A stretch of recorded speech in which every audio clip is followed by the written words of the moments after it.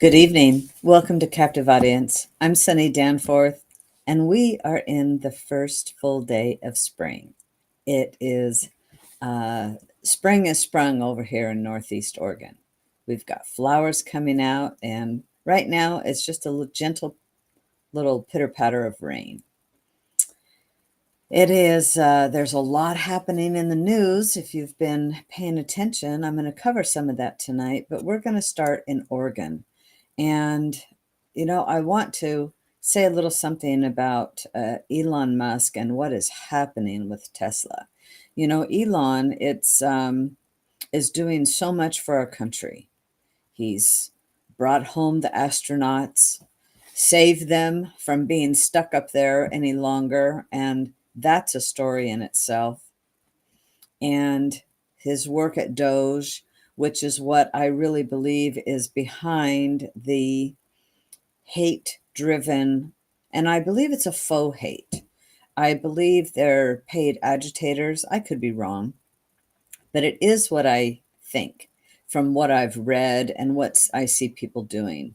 Although there are those that have Trump derangement syndrome, and now they have Elon derangement syndrome, and it's so sad. I mean, people are so angry that I saw a video of a guy, going into catch his flight. Clearly, it looked like I'm gonna guess he was catching his flight, and smashes his suitcase into a side of a Tesla. And well, they've got security all around them, but what I don't understand that.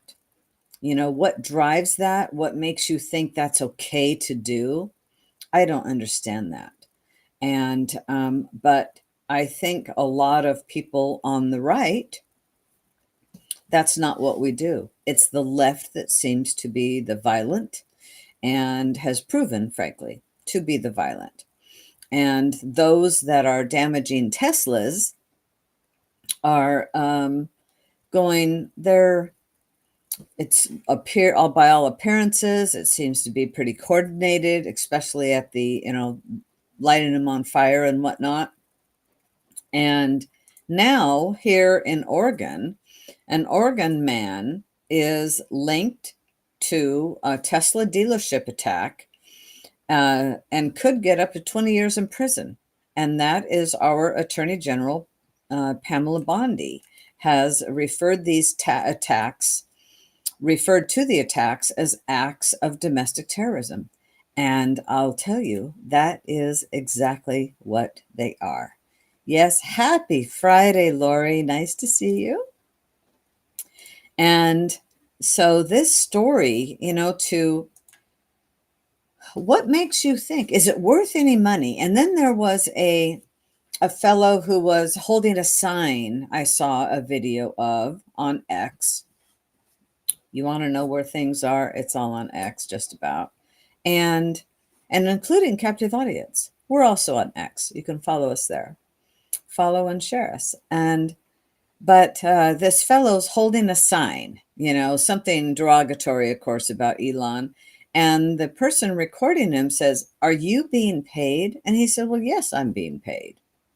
I'm being paid to do this." So I've heard, I don't know that it's true, but I've heard that it could be some people are going to get racketeering charges for this, because and they're going to go after who is funding the group. And I'll tell you, that's exactly what they should happen. Domestic terrorism, it will be, thankfully, it won't be held by the Attorney General in Oregon. This will be looked at as domestic terrorism, and it's going to be feds. So, and I think that's what it needs to be, because here in Oregon we have the most. Our Attorney General, I don't believe, will do anything about it, and it's just sad, So you've got firing bullets into the buildings and vehicles, and firing of, setting cars on fire down in Las Vegas. So when you have things happening in multiple locations, you're of course bringing the FBI involved, and in turn our attorney general. So all I can say is sick 'em, because it's not good. It's not good for, there has to be repercussions. The years of lawlessness needs to be over, and the years of lawfare need to be over. But when you do a crime like this, that's not lawfare. When you're going to have to be held accountable for your actions. And I've seen a video, maybe you have too. I've seen a video of somebody stabbing. It was at night and he had to turn the flashlight on his phone, and he's stabbing a tire and the keying. There's many videos of their keying and whatnot, and a lot of communications that I'm certainly not privy to, but having heard about them or read about them on X. And I personally don't see how somebody could get so unhinged and think that that is a good thing to do. Now, the guy holding the sign, he wasn't unhinged, and he's getting paid to just go hold a sign. And he can post a picture of him. Yep, I'm here doing it. I'm at the Tesla dealer, got a sign that says, screw Musk or something like that, which that's not how I feel. I think that Elon Musk is a national treasure. And he's as an intelligent man, and he is doing wonderful things for our country and the world, frankly. Look at Neuralink and his boring company and Tesla and SpaceX and Doge. I mean, Doge isn't a company. Doge is a service, and he's not getting paid for that. Doge is a service to our nation to find waste, fraud, and abuse. And boy, are they finding it. I voted for that. And I'm glad. We need this type of accountability. And so, but going back to this Teslas and poor people, these poor innocent people that have a car, and now it's the left. When we Bud Lighted Bud Light, I didn't see videos of people going to the Bud Light factories or distributors and bombing them or lighting any trucks on fire. I did see videos of people pouring Bud Light out. I saw videos of trucks running over cans. But you know what? The person had to buy the cans in order to make the video to drive over them. And that the conservative side is not as violent. We're not violent like the left is, and the left consistently is violent. Make no bones about it, and be careful. Be careful with that. Well, going to Oregon, staying in Oregon more is, if you earlier this week, the appellate court upheld the that Measure 114, and actually, State Representative Alex Garlatos had given testimony back in given testimony about this. And he had really good testimony. And one of the things, his closing line is, "I survived a terrorist attack in a gun-free continent, on a gun-free continent. The terrorist had a fully automatic AK-47 and a handgun. If you're going to commit mass murder, you're not going to worry about committing a Class A misdemeanor along the way." And that is so true. Any of the gun measures is not about gun control. It sounds like it is, but it's not. It is about taking the guns out of the hands of lawful citizens, because crooks and criminals and those that want to do bad acts don't give a rip what the gun laws are. And I really like this article that is in Organ Catalyst. I'll post that in the comments here. And, you know, Alex Garlatos is the fellow who was over in France, and he and his buddy, and they took down armed men they prevented a terrorist attack in Paris. And, you know, here we have, you know, House Bill 3075, and which seeks to amend. And he was giving testimony on House Bill 3075, excuse me, which seeks to amend ballot measure 114. And he stated that the new $150 fee as discriminatory towards low-income individuals. And so he came out in opposition to this amendment, or, you know, to amend the ballot measure. And quite frankly, I'll tell you, all of it is, you know, standard capacity magazines, as he said, you know, trying to label a 30-round magazine as high capacity is inaccurate, because some guns come with 30-round magazine, and that's just standard.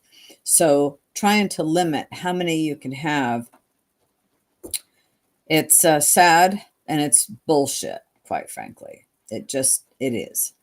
I'm a shooter. I enjoy it. And this Measure 114, I can't wait for it to go on and get appealed to higher courts. But it all takes time. It all takes time. And for people to enjoy shooting sports is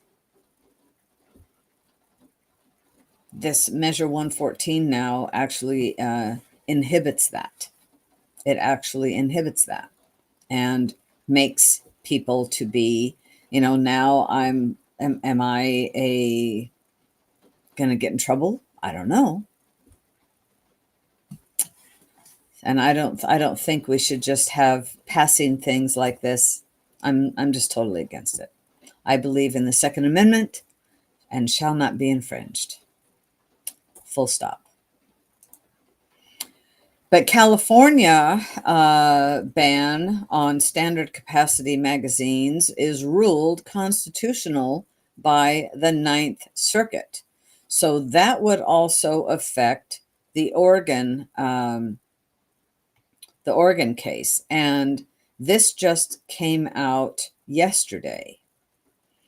And that the U.S. Court of Appeals of the Ninth Circuit ruled California's ban on standard capacity magazines is constitutional, overturning a lower court. So our Oregon Supreme Court has deemed, or appellate court, I should say, sorry, in Oregon has deemed it constitutional. The Ninth Circuit has deemed a ban on standard capacity magazines, gun magazines, constitutional. So now it needs to go to the Supreme Court. And because of the California ban, when the Supreme Court hears it, then it ought to affect Measure 114, and it needs to be overturned. So it's,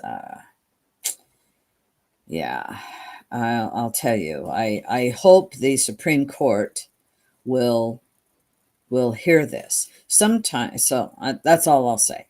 I just hope the Supreme Court will hear this and overturn it, because shall not be, our Constitution says shall not be infringed. Period. Full stop. And these rulings, these ballot measures are an infringement on our gun rights. And so I'd say we're going to have to wait and see on what happens there. So changing subjects now to teachers and more, not just teachers, but sexual deviants that are teachers. And I've just posted a link to the story that is from KGW.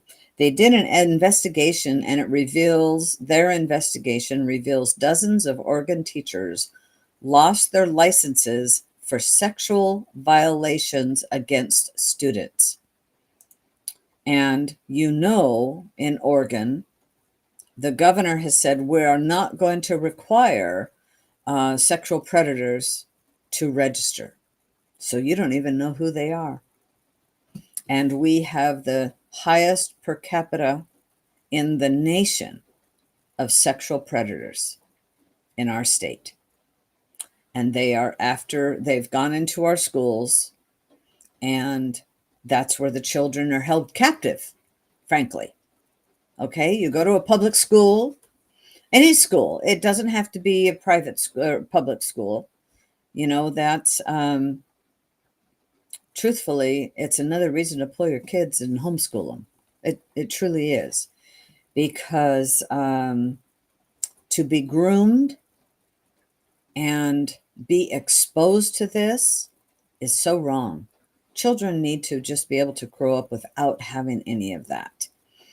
So this story, though, says that a new KGW investigation reveals the scope of reported sexual abuse across Oregon schools, expanding on recent high-profile cases of educator misconduct. And so dozens of teachers had their licenses revoked for sexual violations against students over the past 6 years. So it was 60. 60 teachers in the past 6 years lost their licenses following sexual conduct investigations. And this is following high-profile cases in St. Helens and Banks. But KGW went further. They submitted a public records request for teacher misconduct and TSPC investigations, which is the Teachers Standards and Practices Commission, TSPC.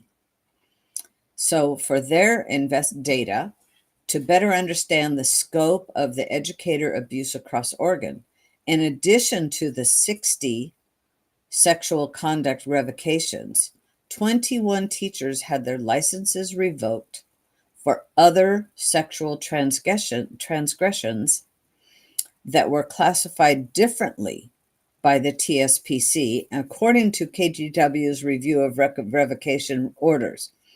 Most of these revocations were connected to boundaries cases, often related to grooming. So 21 were doing grooming. The numbers are higher than I thought they would be, says this reporter, Evan Watson, that is doing this for KGW. And but it's really sad to hear how high they are, said Amber Kinney, an attorney who specializes in child abuse cases. And so then it breaks it down by year. But the data shows, so for 2024 there were 7, 2023 there was 13, 2022 there was 15, and 2021 there was 8, 2020 was 11, 2019 there was 6. And but there's more. And the cases span many districts. And there's more.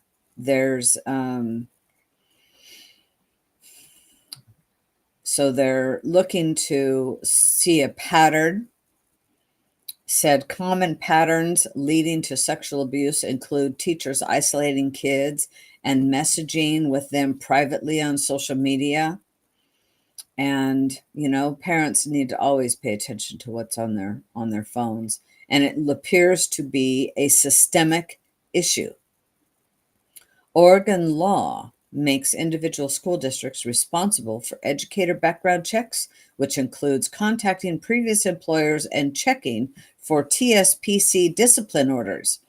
But I will tell you, if a person doesn't get caught, or they don't have to register that they're a sex offender, they can't ask, I'm sure, then, they've lowered the standards to become a teacher. They don't even have any anymore. You don't have to be credentialed.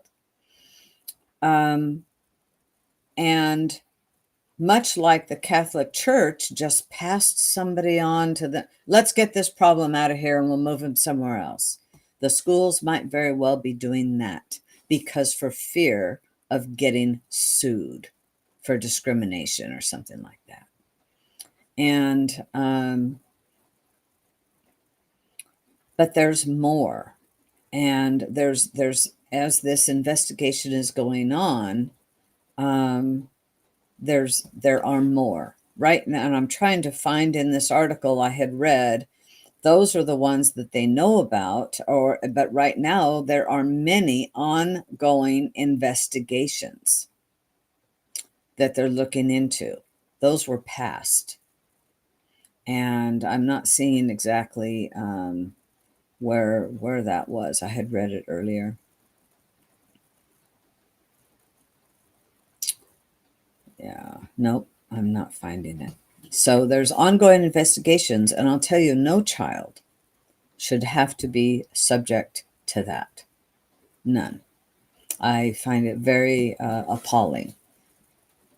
Very appalling, especially, here in Oregon. And you go, well, 60 teachers in 6 years, that's not bad. It averages out to 10 a year, but it's growing.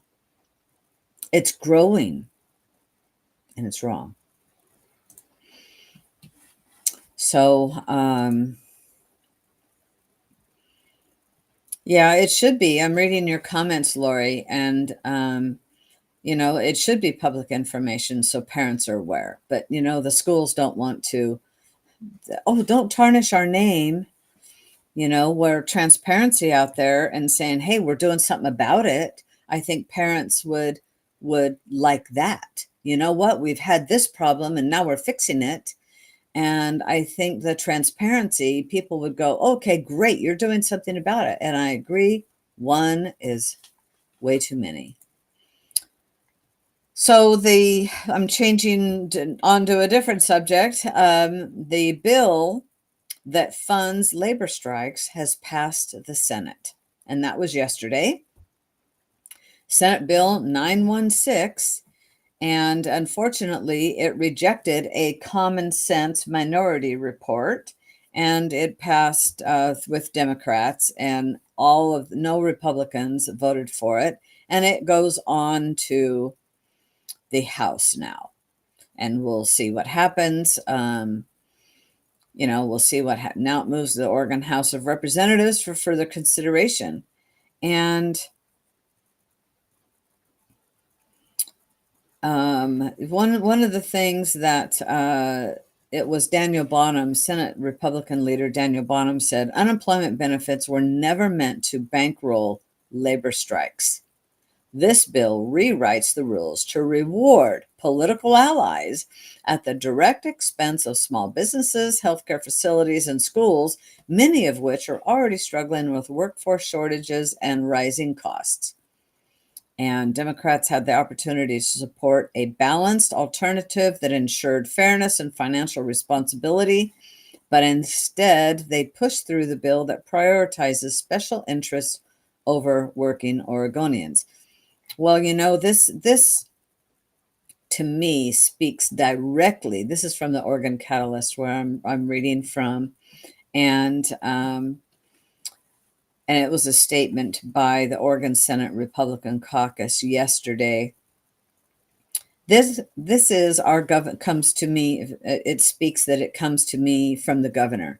She's rewarding the labor unions for getting out the vote and getting her elected. And so, oh yes, anybody goes on strike and now they get to go on unemployment.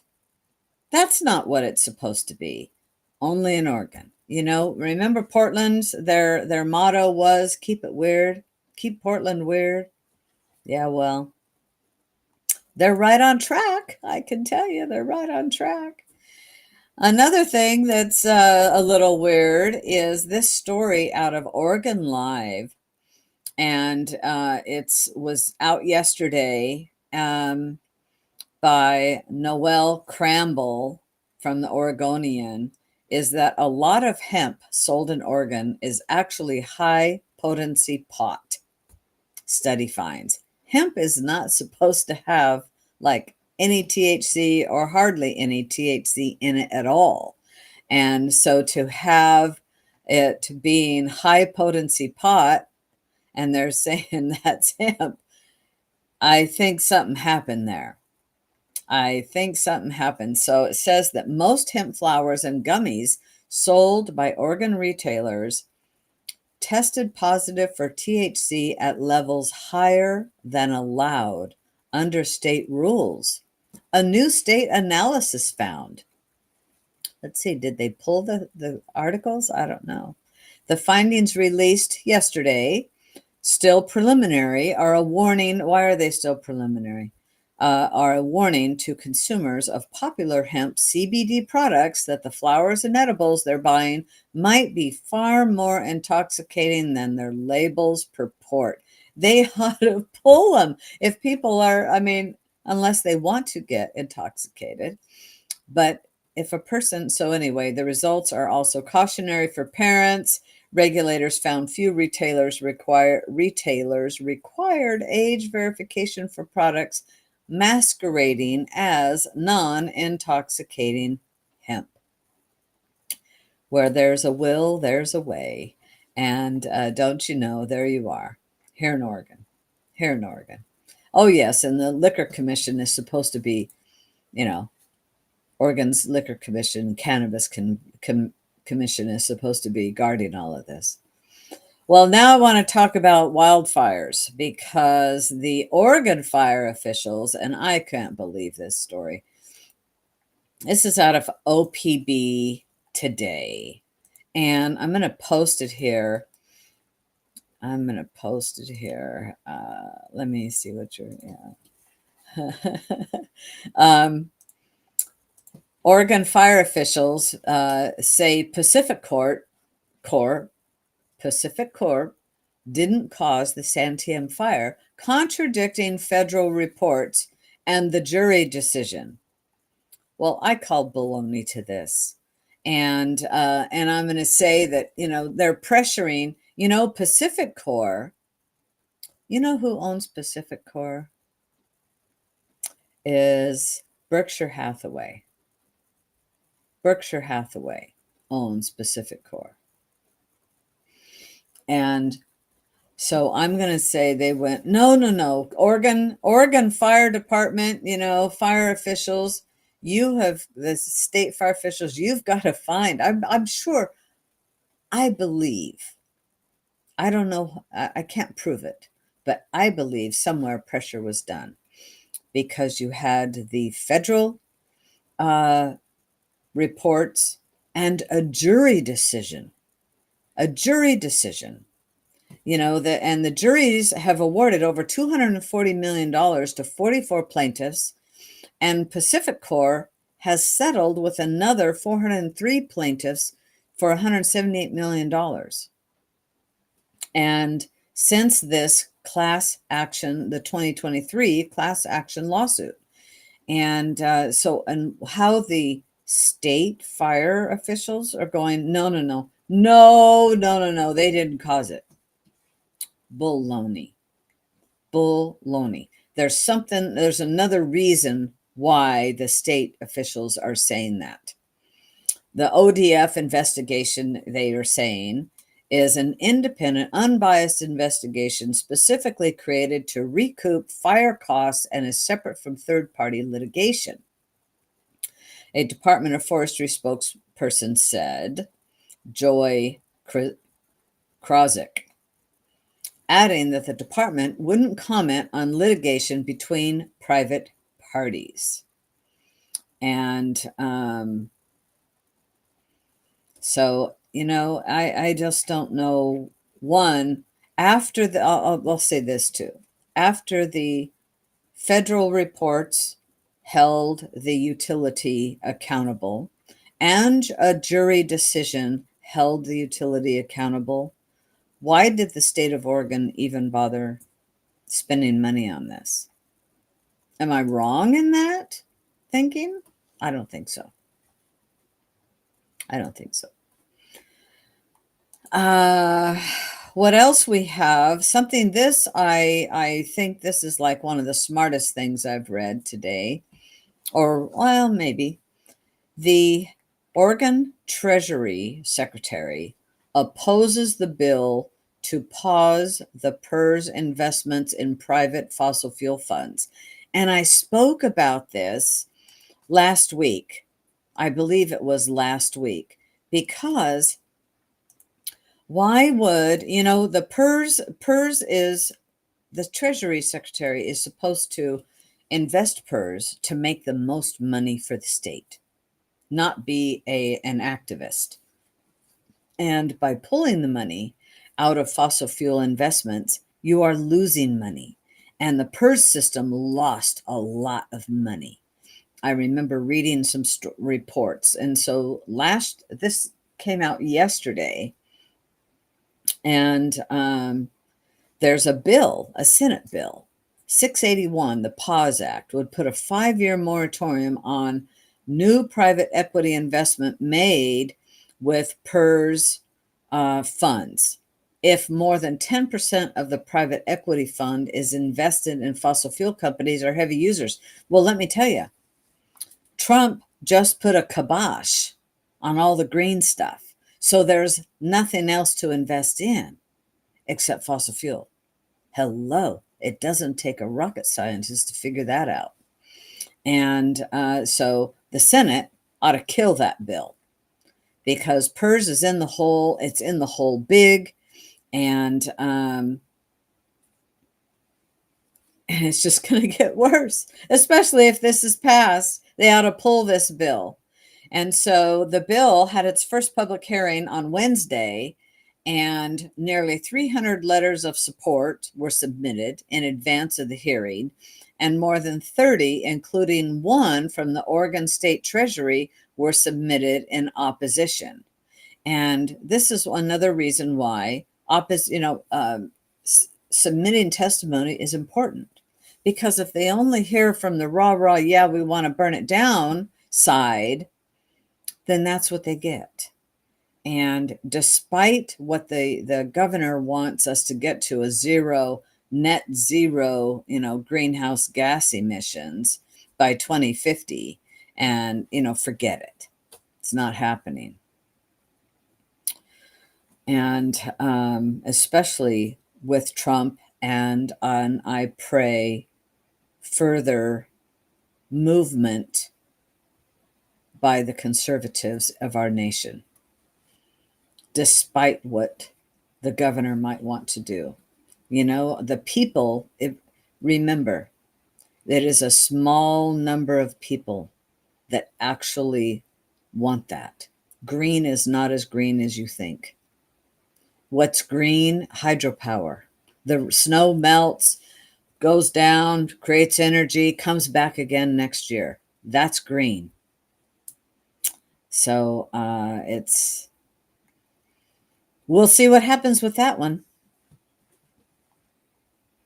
If you are in Clackamas, or if you know people in Clackamas County, I recommend that the application is open right now to fill the vacant Clackamas County Commissioner seat after Melissa Fireside's resignation.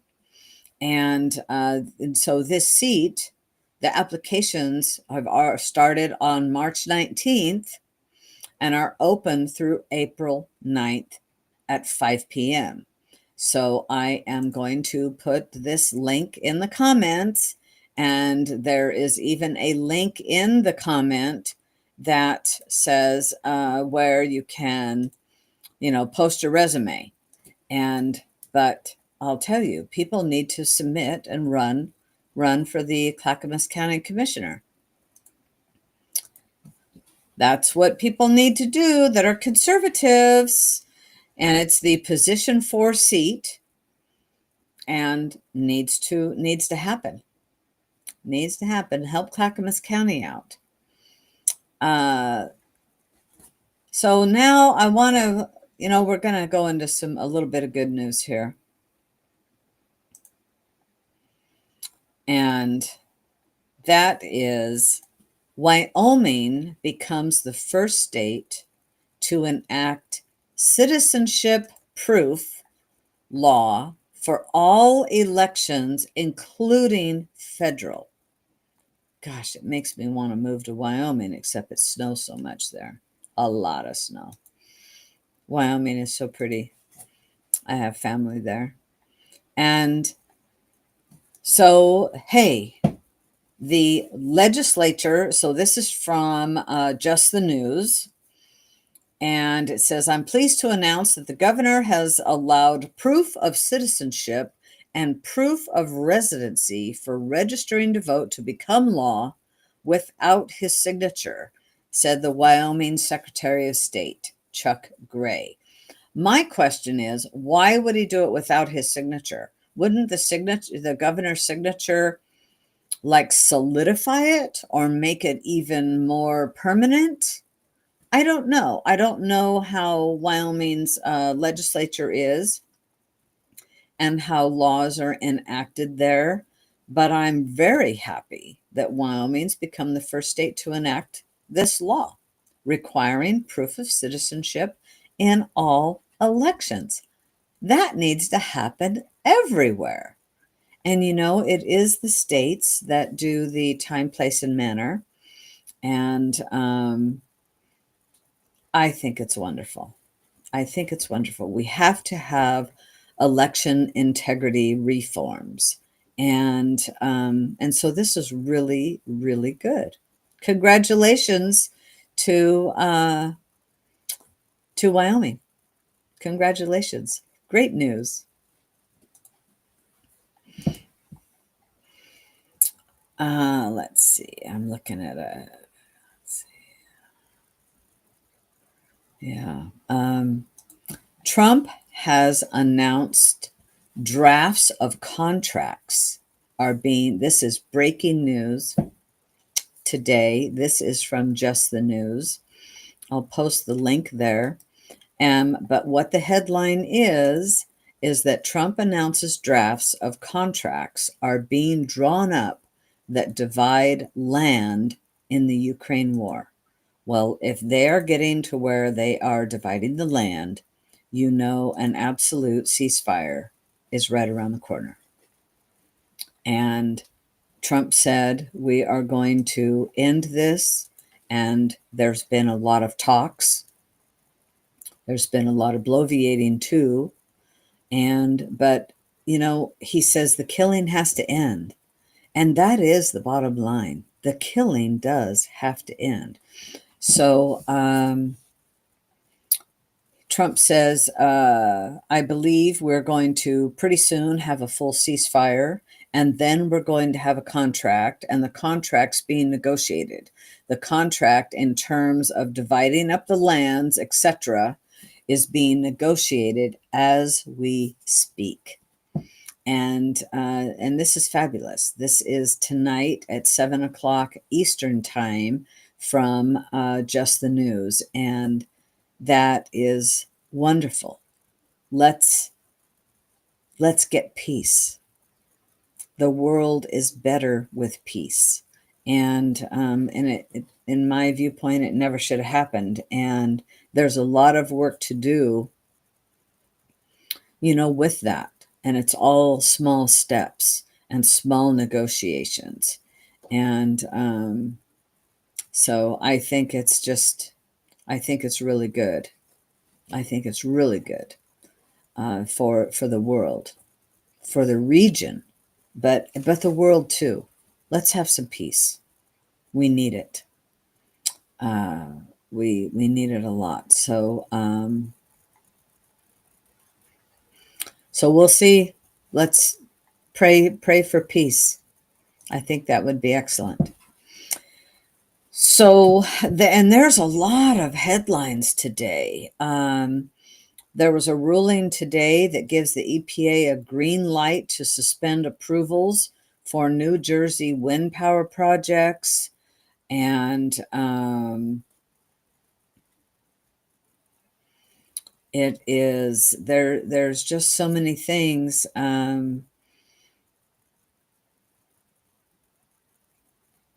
I'm looking for a headline that I saw. Hey, did you hear we have the US is going to build a new fighter jet,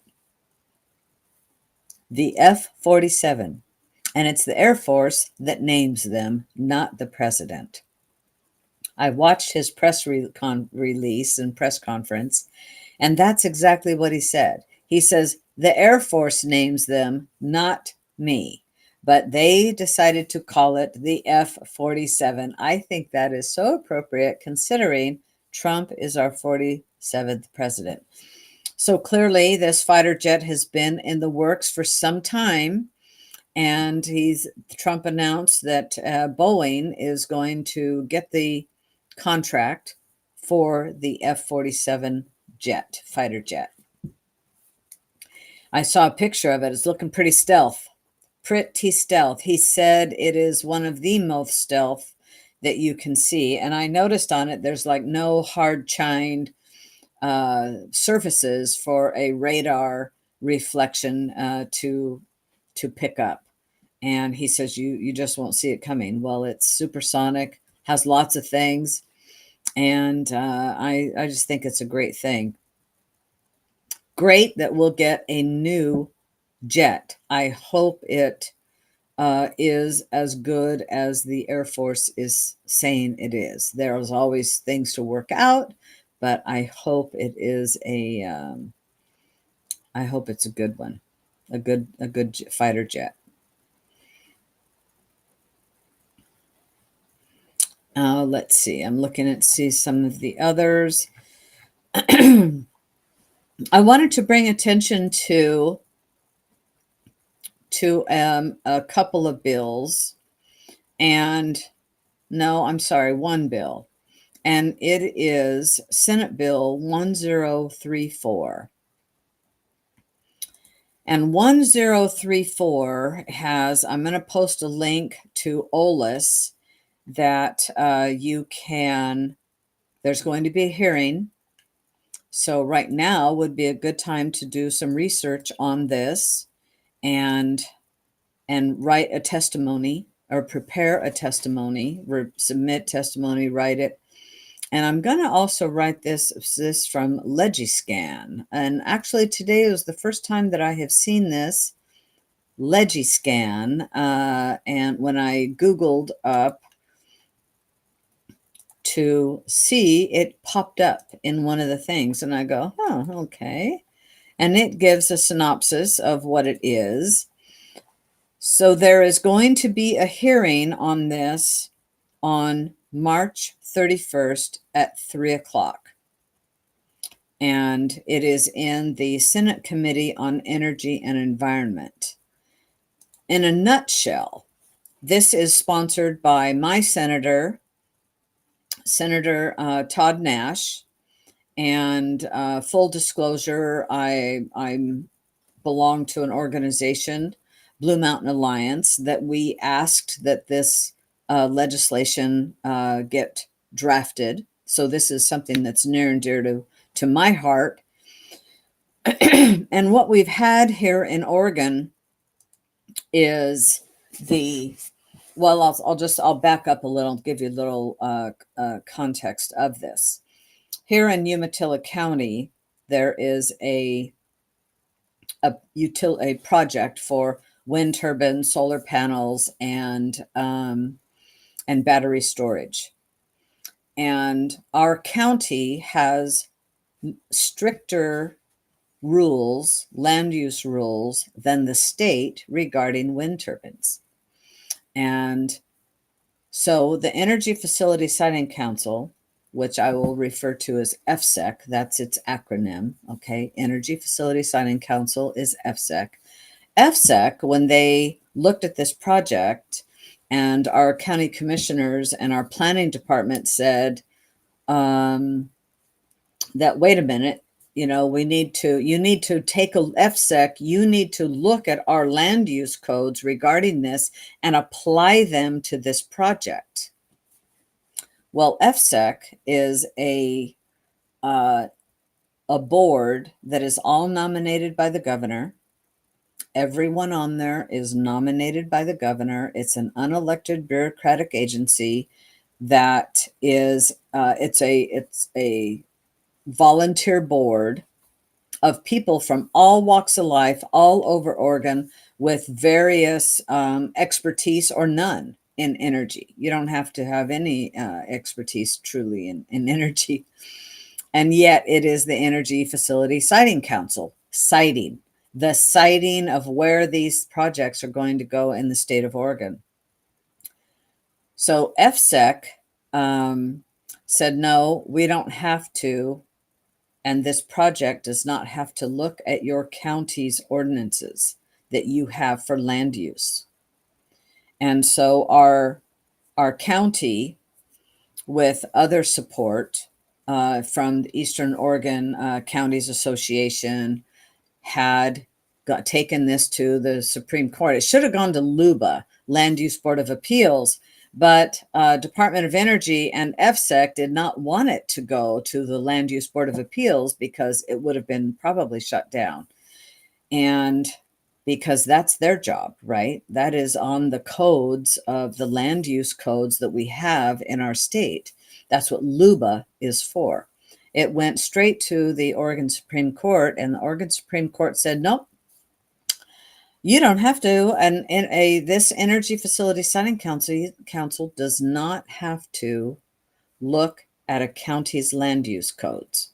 So what that has done is any agency, in my viewpoint, any agency now in the state of Oregon, unelected bureaucrats, can roll over any of our state's land use laws and codes. And that truly undermines the whole reason why we have them in the state of Oregon. It really undermines. So this bill will make it that FSEC must comply with local land use laws, that you don't have the right to just roll over any county's ordinances. And I think that's a good thing. When we're looking at developing energy, I don't think an agency should have the right, an unelected bureaucratic agency should have the right to just ignore what a county has decided is best for them, because it's in our Oregon statutes that a county can make. It can't be less lenient than the state standards of anything, but a county has the right to be more strict. And that's what our county, Umatilla County, decided to do. And what's interesting, it would not have, had the Supreme Court upheld the land ordinances here in Umatilla County, the project still goes forward regardless. And I believe it would have affected, I want to say it was 4 wind turbines. The placement of 4 wind turbines, and you're talking, this is a project that I think has about 150 wind turbines. So it's a drop in the bucket. So I'm telling you about this. This is Senate Bill 1034. Please look it up. And on the 31st at 3 o'clock is going to be the hearing. I'm sorry, did I say? Yes, on March 31st at 3 o'clock, there's going to be a public hearing. You can, on the link that I posted, the first one on OLIS, you can register to testify. You'll have 1.5 to 2 minutes, or you can submit testimony about this. And I'm glad that it's got a hearing. I'm glad it's not died in committee. It still could, but it is getting a hearing. And sadly, there's other senators and or representatives that support this, but they can't sign on. So there's only one sponsor. There's no co-sponsors, unfortunately, because some that do support this are in conflict. There could be a conflict, okay? And so I get that. This is a very good bill to support. And we tried it at the Supreme Court, or tried to take it to court, and lost that, sadly. But truly, the bill, I'm okay. It's going after, not going after, but to help regulate the Energy Facility Siting Council. But what it should have done is gone after any agency. All state agencies must comply, but we have to start somewhere. And hopefully this will pass. So I'm asking you all to please submit testimony on this. And regardless of what you think about energy development, the bill is about an agency that can just ignore local land use. And that is not, that's not what our current actual land use rules say. They say that you can't do that. And the Supreme Court, because they're very democratic and appointed by the judge, said, no, agency, you can go after that. You can just ignore that. And I give kudos to our county commissioners and the Eastern Oregon Association of Counties that signed on to this lawsuit and brought this thing forward. And thank you very much. And now we have legislation. This is the process, and I hope that you would submit testimony to this. So everybody, hey, have a good night. There's lots of bills to pay attention. Yeah, not Democratic. Sorry about that, Margie. I shouldn't have said that. They're left leaning, I'm sure, judges. So, appointed by Democrat governors. And so have a great weekend. Please like and share. Remember, we are on Rumble, X, Facebook, and YouTube. Spread the message. Help us grow our viewership. And, so just, Nicholas, sorry we missed you. You can watch the rerun. Have a good night, everybody.